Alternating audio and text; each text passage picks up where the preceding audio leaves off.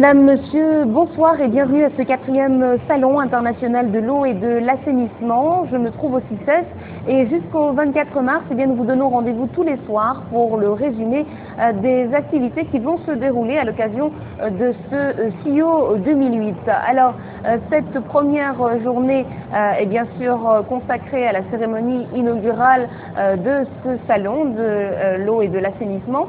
Une cérémonie présidée au nom du chef de l'État par son Excellence le ministre d'État Omar Sarr, ministre de l'Urbanisme et de l'Hydraulique urbaine, accompagné de son Excellence le ministre d'État Souleymane Ndéné Ndiaye, ministre de l'Économie maritime, ainsi que les promoteurs de ce salon hydrotechnique représenté par son directeur, Monsieur Modumbaï. Et nous avons pour ce premier numéro du journal de ce salon de l'eau et de l'assainissement décidé de recueillir leurs toutes premières impressions. Je pense que ce salon est déjà un succès par le nombre d'exposants que nous avons pu voir. Bien sûr, il y a beaucoup de pays qui sont d'abord représentés, indépendamment des institutions ou des structures qui sont installées au Sénégal. Il y a beaucoup de pays, je pense qu'il y a une quinzaine de pays représentés. Je voudrais féliciter M. Momodou Mbaye d'avoir eu l'initiative de poursuivre ce qu'il avait entamé il y a quelques années. Et il nous a donné l'occasion de voir comment la vie des populations peut être améliorée à la fois en milieu rural, mais aussi en milieu urbain, par leur approvisionnement en eau potable, mais surtout par le traitement des eaux qui sont déjà utilisées. Je remercie le président de la République, je remercie le gouvernement du Sénégal.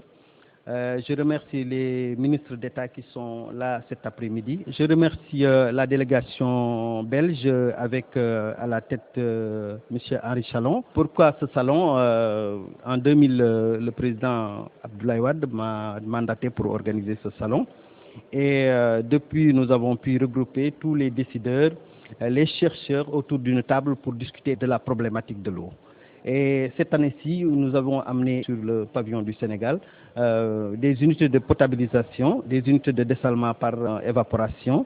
Et je crois que c'est l'occasion d'inviter tout le monde à venir visiter, en tout cas, tout ce que le gouvernement fait en politique en matière d'eau. Pour cette première phase du PEPAM, il faut juste noter que c'est le financement qui est bouclé. En ce qui concerne les travaux, ils seront entamés très prochainement. Nous sommes dans la phase des consultations qui devraient donc prendre fin 2008, début 2009. Et les travaux devraient pouvoir intervenir immédiatement après. Les réalisations, effectivement, couvrent l'ensemble des composantes, en tout cas de la chaîne, considérer tout ce qui est relatif à la production d'eau, la réalisation donc de forage et de stations de traitement, tout ce qui est également lié au stockage, la réalisation de réservoirs, de châteaux d'eau, tout ce qui est lié au transport avec la réalisation de feeders, comprenez par là un peu tout ce qui est un peu similaire aux conduites du lac de Guiers, communément appelé l'ALG, mais c'est également la réalisation de tout ce qui est relatif justement à la distribution. Comprenez par là le réseau primaire, secondaire et tertiaire, jusqu'au raccordement au réseau, en tout cas domiciliaire, par les domiciliaires. La SONES a eu à réaliser beaucoup d'investissements entre 1995 et 2008 aujourd'hui, qui se sont traduites effectivement par, en tout cas, des performances assez significatives. Je veux faire noter juste aujourd'hui que le taux de couverture des besoins annuels au niveau de Dakar se situe à quelques 96-97%. En ce qui concerne les autres villes de l'intérieur, nous nous trouvons dans les environs de 88 à 90%. Ce que nous envisageons effectivement à travers ce PEPAM, aussi bien la première que la deuxième phase, c'est de faire en sorte que d'ici 2015, qu'on puisse arriver à couvrir ceux-là qui n'ont pas encore accès à l'eau. Ça veut dire que donc, quasiment à Dakar, on sera au taux de couverture universelle et ça serait pratiquement la même chose également au niveau des villes de l'intérieur.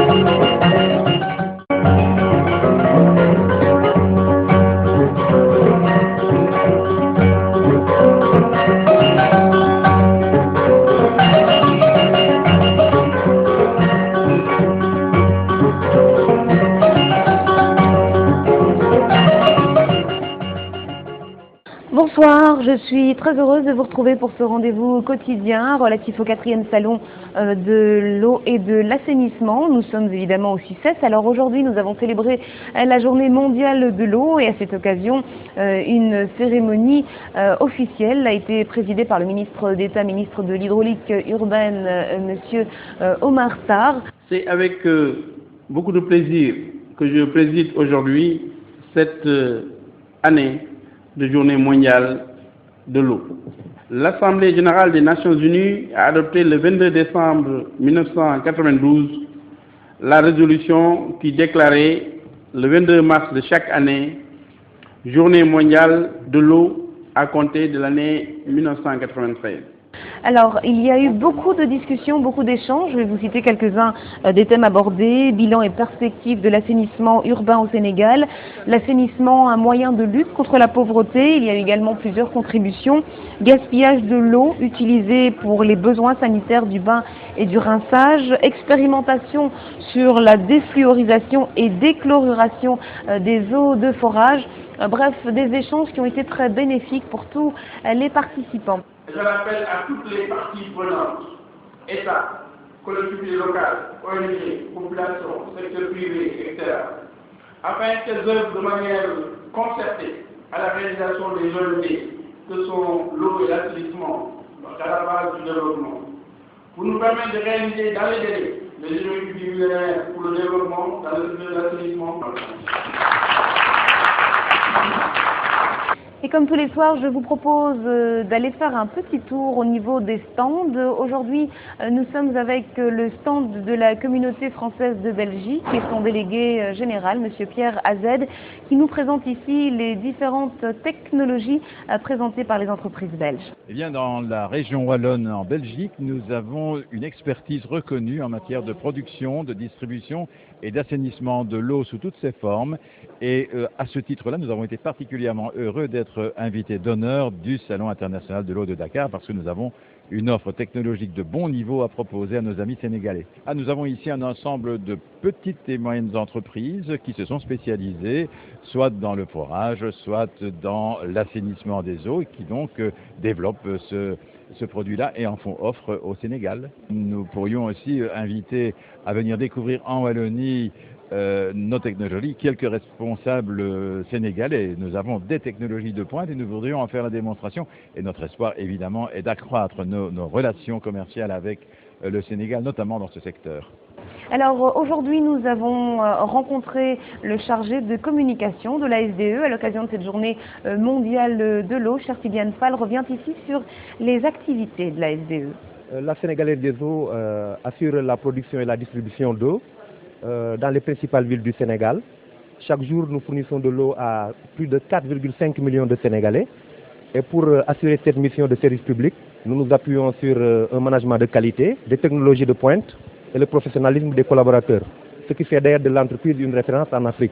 Nous recevons régulièrement la visite d'autres sociétés africaines qui viennent s'inspirer de notre exemple. Dans le cadre de ce salon et à l'occasion de la Journée mondiale de l'eau, il était important pour nous de communiquer avec les clients qui ont la possibilité de découvrir ici la palette des différentes activités de l'entreprise, de même que ses perspectives. Il y a aussi des conseils utiles qui sont relatifs à l'eau potable. Bon, je pense que jusqu'ici, un peu partout en Afrique, on s'est surtout préoccupé de la fourniture d'eau potable. Mais l'autre volet me paraît très important, parce qu'après avoir utilisé l'eau, il y a l'aspect assainissement, qui peut être la cause de beaucoup de maladies hydriques. Donc il est tout heureux de plus en plus qu'on prenne en compte ce volet. Et ce n'est pas pour rien que cette année a été décrétée année internationale de l'assainissement. Et aussi c'est le thème de la journée mondiale de l'eau. Et je pense que dans toutes nos activités, nous devons nous soucier de cet aspect assainissement pour que le volet santé soit mieux pris en compte.